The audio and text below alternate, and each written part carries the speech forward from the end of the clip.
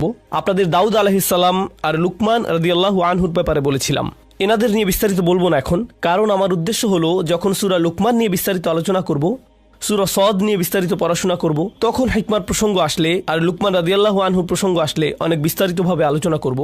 কিন্তু আপাতত আলোচনার জন্য আপনাদের যেটা জানাতে চাই তা হলো, দাউদ আলাইহিসসালাম থেকে আমরা শিখতে পেলাম যে জীবনের অভিজ্ঞতাগুলো নিয়ে সিরিয়াসলি চিন্তাভাবনা করা উচিত। আপনাদের জীবনে যা যা হয়েছে সেখান থেকে শিখতে হবে, পৃথিবীটাকে পর্যবেক্ষণ করতে হবে, পৃথিবীতে কি হচ্ছে সেটা সম্পর্কে আপনাকে জানতে হবে। পৃথিবীতে কি হচ্ছে সেটা তিনি যদি না জানতেন তাহলে কখনোই ওয়া ইন্না কাসীরাম মিনাল খুলাতা লা ইয়াবগি বা'দুহুম আলা বা'দ বলতে পারতেন না। এভাবে তিনি বলতে পারতেন না। তার চারপাশের পৃথিবীর পর্যবেক্ষণটাই হলো এটা। তাহলে আমাদের জন্য এটার অর্থ কি? এর মানে কিন্তু এটা নয় যে আমি শুধু যে কোনো ইসলামিক বই নিয়ে সেটা পড়া শুরু করব, ইসলামিক ফিকহ শিখব অথবা তাজউইদ শিখব, পুরো কোরআন হিফজ করে ফেলবো। কিন্তু এগুলোর সাথে প্রজ্ঞার ব্যাপারটি তালাশ করাটাও খুবই জরুরি।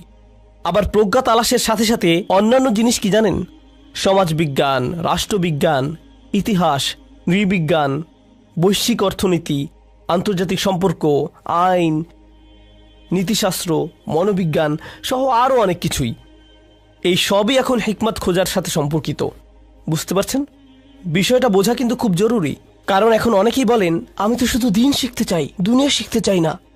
আরে এই কথাটাই তো প্রজ্ঞাহীনতা। কোরআনের হিকমার বুঝ নেই বলেই তারা এমন কথা বলতে পারে। বুঝতে পারছেন? এটা এক নম্বর। দ্বিতীয়টি হলো আধ্যাত্মিক এবং নৈতিক নীতিগুলো নিয়ে চিন্তা করা। এটা লুকমানের শিক্ষায় আছে। আল্লাহ লুকমানের ঘটনায় আমাদের কি শিক্ষা দিয়েছেন? যদি কেউ খুব গভীরভাবে চিন্তা করে তবে বুঝতে পারবে যে ঈশ্বর বলে একজন আছেন। তখন তার দায়িত্ব হলো ঈশ্বরের প্রতি কৃতজ্ঞ হওয়া। আখিরাতের বাস্তবতা আছে, আর যা কিছুই করি সব কিছুই পরিণতি আছে। তাই আমার উচিত সবার সাথে সঠিক ব্যবহার করা। এই মৌলিক ধারণাগুলো কিন্তু ওহী থেকে আসছে না। এই সত্য সব মানুষের ভেতরেই আছে। তারা যদি সত্যি সত্যি গভীরভাবে নিজেদের ভেতরে দেখে আর আশেপাশের পৃথিবীটাকে খেয়াল করে, আধ্যাত্মিকভাবেই চিন্তাভাবনা করে, তবে এই উপসংহারই আসবে।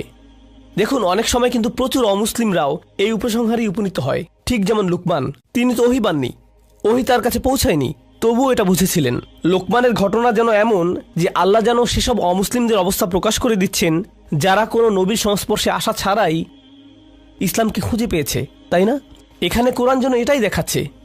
কি অসাধারণ ব্যাপার! তো আল্লাহ এখানে বলছেন যে পৃথিবীতে এমন লোকও আছে যারা আল্লাহকে খুঁজে পেতে পারে, আখিরাত, বিচার দিবসের বাস্তবতাও তারা খুঁজে পেতে পারে, বুঝতে পারে যে আমার উচিত সবার সাথে সঠিকভাবে চলাফেরা করা। এই মৌলিক প্রজ্ঞা তারা কোনো ধরনের ওহীর সাহায্য ছাড়াই পেতে পারে। আর এই মানুষগুলোর অনেকের ক্ষেত্রে কি হয় জানেন? আমরা দেখি যে তারা যখন ইসলাম সম্পর্কে জানতে পারে কিংবা যখন কোরআন পড়ে বা একটু পড়াশোনা করে, তখন তারা মুসলিম হয়ে যায়। আর মুসলিম হয়ে যাওয়ার পর যখন তাদের জিজ্ঞেস করা হয়, তাদের শত হাজার জন একই কথা বলতে থাকে। দেখবেন তারা বলে যে এগুলো পড়ে আমার মনে হয়েছে এগুলো তো আমি আগে থেকেই মানতাম। তারা বলে যে এগুলো তাদের কাছে নতুন কিছুই মনে হয়নি, যেন আগে থেকেই তাদের ভেতরে এই জ্ঞান ছিল। ওদের কথা হলো, আরে আমি তো এগুলো আগে থেকেই বিশ্বাস করে আসছি, তাই না? কোরআন তো কিছু খ্রিস্টানদের কথা সরাসরি বলে দিচ্ছে আমাদের।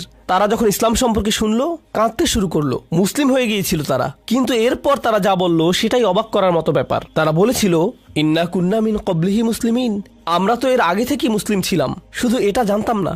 যেন তারা বলছে আমরা জানতামই না যে আগে থেকে আমরা মুসলিম হয়ে আছি। এটা কিন্তু কোরআনের বেশ গুরুত্বপূর্ণ একটা তথ্য। কারণ এখন আমি দুনিয়াতে মানুষ দেখলে আর এভাবে ভাবি না, ওহ ওই যে এটা মুসলিম, জান্নাতি লোক।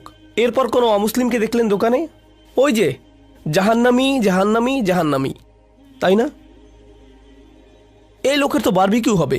আমি এমনটা দেখি না, কারণ আমি জানি না তারা তাদের নিজেদের সফরের কোন স্থানে আছে। আমি জানি না তারা কোথায়। এটা তাদের আর আল্লাহর ব্যাপার। তাই অমুক লোক কিংবা তমুক লোকের সাথে কি হবে সেটা নিয়ে আমার মাথা ব্যথা নেই। কারণ অনেকেই বলেন, উস্তাদ নোমান, সব অমুসলিমদের সাথে কি হবে আখিরাতে? ও তাই? বিচার দিবসে আল্লাহ আপনার বিচার করার আগে কি করবেন আপনি?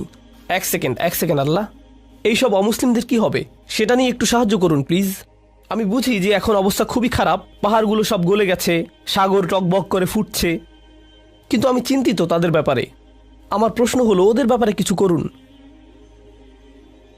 আর কুকুর নিয়েও চিন্তা করছিলাম, কুকুরদের কি হবে? তারা কি হটডগ হয়ে যাবে?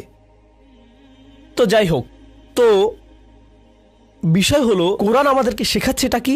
আপনি জানেন না একজন মানুষ আল্লাহর দিকে সফরের কোন অবস্থানে আছে, প্রজ্ঞার কিরূপ অবস্থায় আছে, আপনি কিছুই জানেন না। আমাদের দিন তাই যারা এখনো বাহ্যিকভাবে ইসলাম গ্রহণ করেনি তাদের সফরের প্রতিও বিনয়ী হতে শেখায়। আমরা তাদের চিনিই না, তবুও তাদের প্রতি বিনয়ী ব্যবহার করি।